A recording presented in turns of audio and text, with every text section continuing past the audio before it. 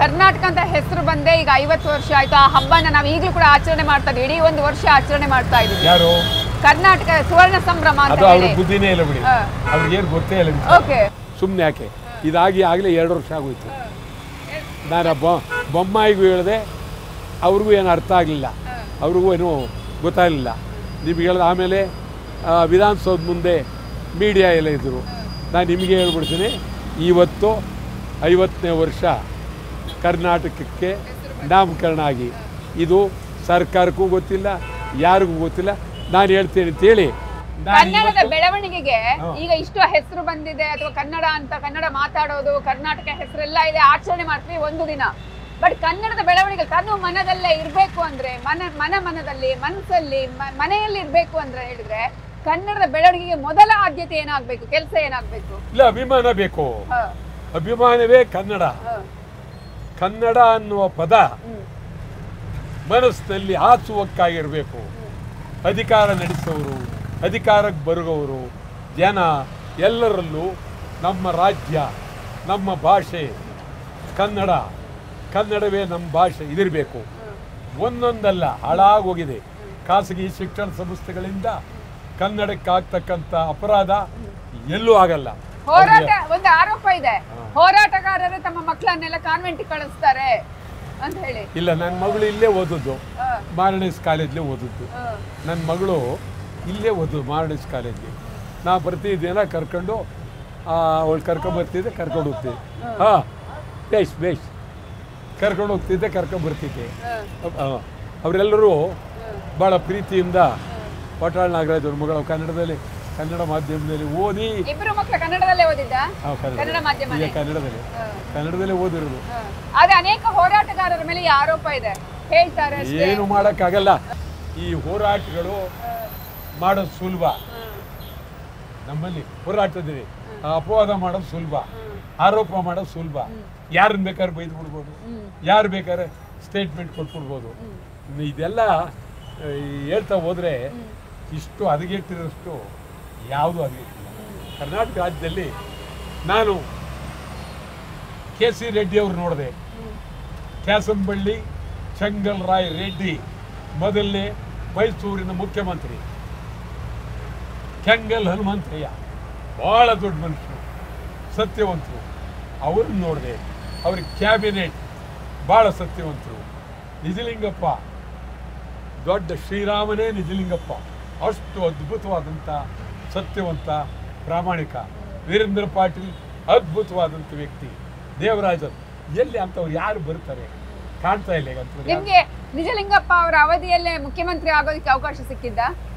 ಆವಾಗ ಕೇಳಿದ್ರ ಅವಾಗ ನಿಜಲಿಂಗಪ್ಪನವರು ನನಗೆ ತಾವು ಕೇಳದೆ ಯಾರ್ದೋ ಮೂಲಕ ಅವನ್ನ ಹಂಗೆ ಅವ್ರ ಏಕೋಚ್ನಲ್ಲಿ ಅವನು ಬರ್ತಾರೆ ಕೇಳ್ರಿ ಅಂದ್ರೆ ಒಳ್ಳೆ ಮಾತಿನಲ್ಲಿ. ಯಾಕೆ ಬೇಡ ಅಂದ್ರಿ ನೀವು? ಮಂತ್ರಿ ಆದ್ರೆ ಗಲಾಟೆ ಮಾಡಕ್ಕಾಗ್ತಿಲ್ವೇ? ಹಂಗೆ ಹೋರಾಟನೇ ಮಾಡ್ಬೇಕು ಅಂತ. ಹೌದು, ಮಂತ್ರಿ ಆದ್ರೆ ಕಬ್ಬು ಔಟ ಹಿಡಿಯಕ್ಕಾಗಲ್ಲ, ಬೀದಿಗೆ ಬರಕ್ಕಾಗಲ್ಲ, ಹೋರಾಟ ಮಾಡಕ್ಕಾಗಲ್ಲ. ಅದೇ ಒಂದು ಶೋಕಿ. ಮಂತ್ರಿ, ಮನೆ, ಕಾರು, ವೈಭವ, ಅದೇ ಒಂದು. ಅದಕ್ಕೂ ಚಳುವಳಿಗೂ ಸಂಬಂಧವೇ ಇಲ್ಲ. ಚಳುವಳಿನೇ ಬೇರೆ, ಮಂತ್ರಿನೇ ಬೇರೆ. ಯಾವಾಗಾದ್ರೂ ಬೇಜಾರಾಯ್ತಾ? ಈಗ ನಾನು ಆಗ್ಬೇಕಾಗಿತ್ತ ಅವಾಗ ಕರೆದಾಗ? ಇಲ್ಲ. ನಾನು ಆಗಿದ್ರೆ ನಾನೇ 2 ಬಾರಿ ಮುಖ್ಯಮಂತ್ರಿ ಆಗ್ತಿದ್ದೆ ರಾಜ್ಯದಲ್ಲಿ. ಆಗ್ಲಿಲ್ಲ, ಏನು ಮಾಡಕ್ಕಾಗಲ್ಲ.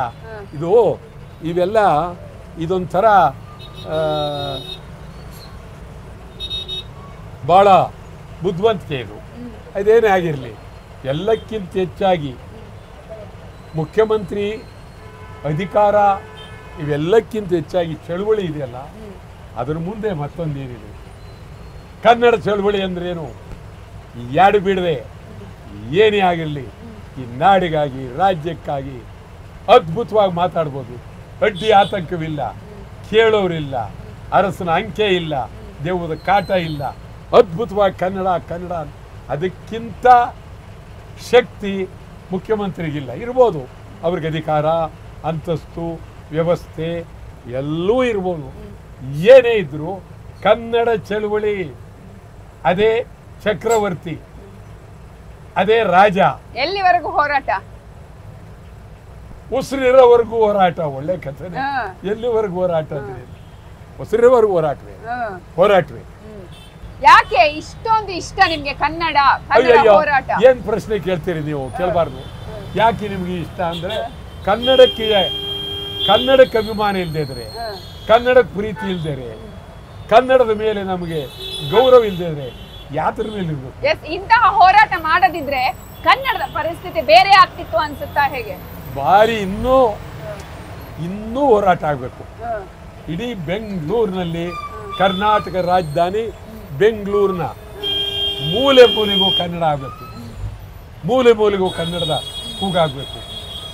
ಎಲ್ಲರೂ ಬೆಳಿಗ್ಗೆ ಎದ್ದರೆ ಕನ್ನಡ ಅನ್ಬೇಕು.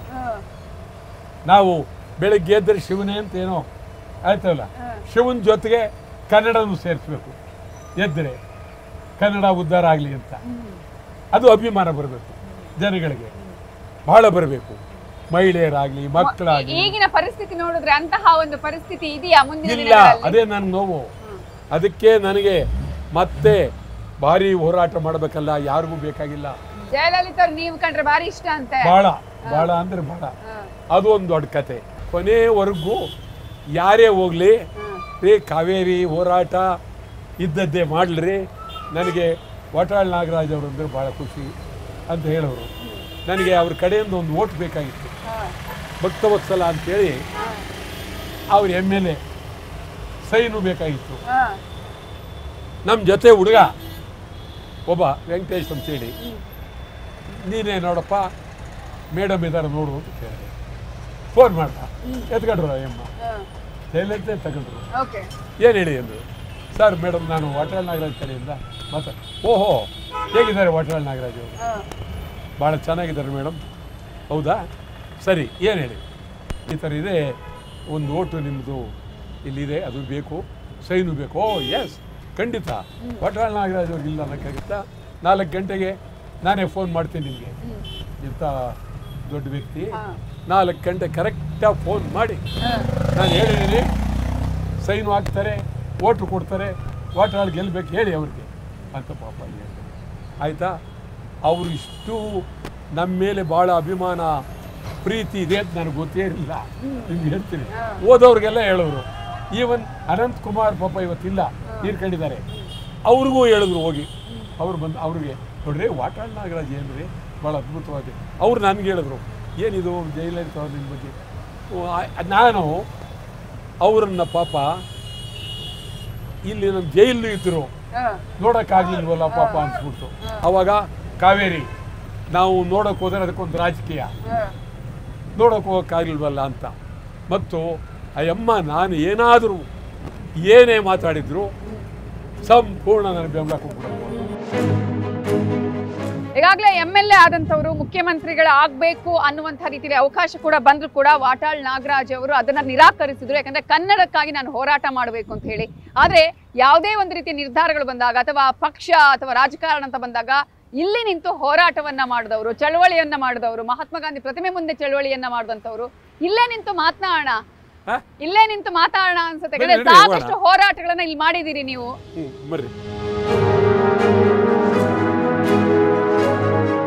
ನಿಮಗೆ ಮನಸ್ಸಿಗೆ ತುಂಬಾ ಸಮಾಧಾನ ತಂದಂತ ಹೋರಾಟ ಅನೇಕ ಇರ್ಬೋದು, ಆದ್ರೆ ಒಂದು ಹೋರಾಟ ಯಾವುದು ಅಂತ ಅನ್ಸುತ್ತೆ ನಿಮ್ಗೆ? ಅದರಲ್ಲಿ ತುಂಬಾ ಸಮಾಧಾನ ಇದು ಒಂದು ಅಂತ ಹೇಳಿದ್ರೆ ನಾನೇ ನಮ್ಮ ಹೋರಾಟಕ್ಕೆ ಅಪಚಾರ ಮಾಡ್ದಂಗೆ ಆಗುತ್ತೆ.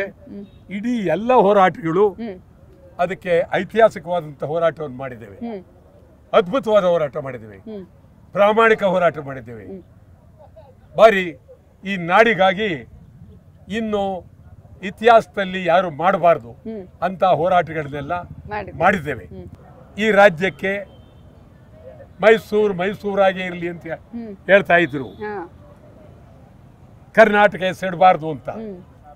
ಅಂದಾನಪ್ಪ ದೊಡ್ಡಮೇಟಿ, KH ಪಾಟೀಲ್, ವಾಟಾಳ್ ನಾಗರಾಜ್, ಶಾಂತವೇರಿ ಗೋಪಾಲಗೌಡ ಅದ್ಭುತ ಹೋರಾಟ ಮಾಡಿ ಈ ರಾಜ್ಯಕ್ಕೆ ಕರ್ನಾಟಕ ಇಡಲೇಬೇಕು. ಮೈಸೂರಿನವರು ಮೈಸೂರು ದಸರಾ ಬರ್ತಾ ಇದೆ, ಮೈಸೂರು ರಾಜಮಾತೆಯರ ಜೊತೆಗೆ ನಿಮ್ಗೊಂದು ಅತ್ಯಂತ ಒಡನಾಟ ಇತ್ತು, ಅತ್ಯಂತ ಆಪ್ತತೆ ಇತ್ತು. ಏನ್ ಹೇಳ್ತೀರಿ ಈಗ ಮೈಸೂರು ದಸರಾ ನೀವು ಆಗ ಕಂಡ ಹಾಗೆ ಈಗಾಗ ಮೈಸೂರು ದಸರಾದ ಸಂದರ್ಭದಲ್ಲಿ ಏನೆಲ್ಲ ನೆನಪುಗಳಿದೆ? ಏನು ಈಗ ಅದ್ರ ಬಗ್ಗೆ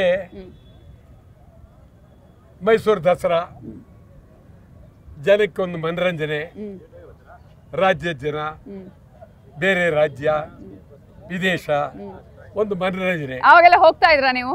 ಇಲ್ಲಿ ಅಂದ್ರೆ ದಸರಾ ನೋಡೋದಕ್ಕೆ ಅಂತ ಹೋಗ್ತಿದ್ರ ಚಿಕ್ಕಂದಿನಿಂದ? ಬಹಳ ಸಣ್ಣ ವಯಸ್ಸಿನಲ್ಲಿದ್ದಾಗ ನಮ್ಮ ಮನೇಲಿ ಕರ್ಕೊಂಡು ಹೋಗೋರು. ಆಗ ಆನೆ ಮೇಲೆ ಮಹಾರಾಜರು ಕೂತಿರೋರು, ಈಗ ಆನೆ ಮೇಲೆ ಚಾಮುಂಡೇಶ್ವರಿ. ಆ ಕಾಲ ಬೇರೆ, ಈ ಕಾಲ ಬೇರೆ. ಕನ್ನಡಿಗರ ಮೆಚ್ಚಿನ ನಿಮ್ಮ ನ್ಯೂಸ್ 18 ಕನ್ನಡ ಈಗ ವಾಟ್ಸ್ಆಪ್ನಲ್ಲಿಯೂ ಲಭ್ಯ. ಕರ್ನಾಟಕ ಮತ್ತು ದೇಶ ವಿದೇಶದ 360 ಡಿಗ್ರಿ ಸುದ್ದಿ ವಿವರವನ್ನ ನೀವು ನಿಮ್ಮ ಕೈ ಬೆರಳುಗಳಲ್ಲಿಯೇ ಪಡೆಯೋದಿಕ್ಕೆ ಈ QR ಕೋಡ್ ಅನ್ನ ಸ್ಕ್ಯಾನ್ ಮಾಡಿ.